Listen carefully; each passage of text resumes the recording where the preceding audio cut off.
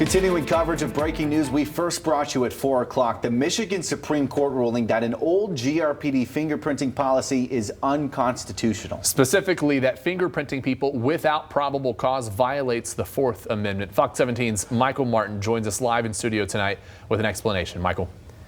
Josh, Max, the case involved two black teenagers who were stopped over a decade ago. The big question justices were looking at, does the act of police officers taking somebody's fingerprints constitute a search? The lawsuit argued it should, and in turn, that the fact that these two teens had their fingerprints taken without probable cause should be considered an unconstitutional search.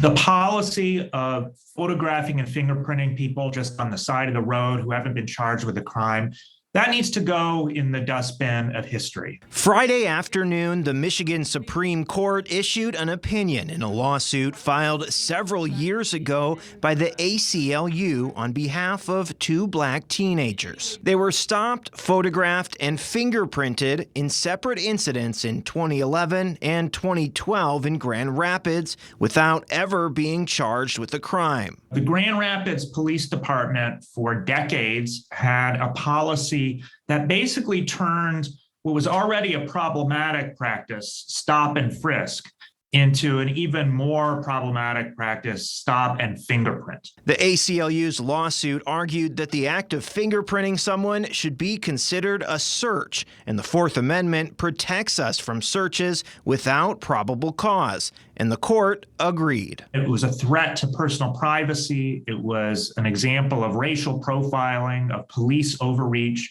And now it's time to reimagine policing and center the needs of the communities that officers are sworn to serve and protect. The city of Grand Rapids responding via email, writing, quote, "The city of Grand Rapids has received the decision and is currently reviewing what its next steps may be. As this ruling now requires additional consideration for lower courts, we will withhold further public comment as each case works towards a final resolution." Courts now expected to weigh in on the department's database of those fingerprints collected without probable cause, along with any possible damages that should be awarded. And we do want to note that the city says it ended their print and photo procedures in December 2015.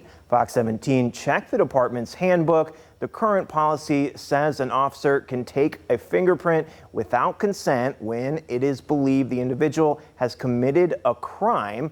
The individual cannot provide reliable identification due to, quote, physical incapacitation or defect, mental incapacitation or defect, or death, and immediate note identification is needed, or when there's a valid court order.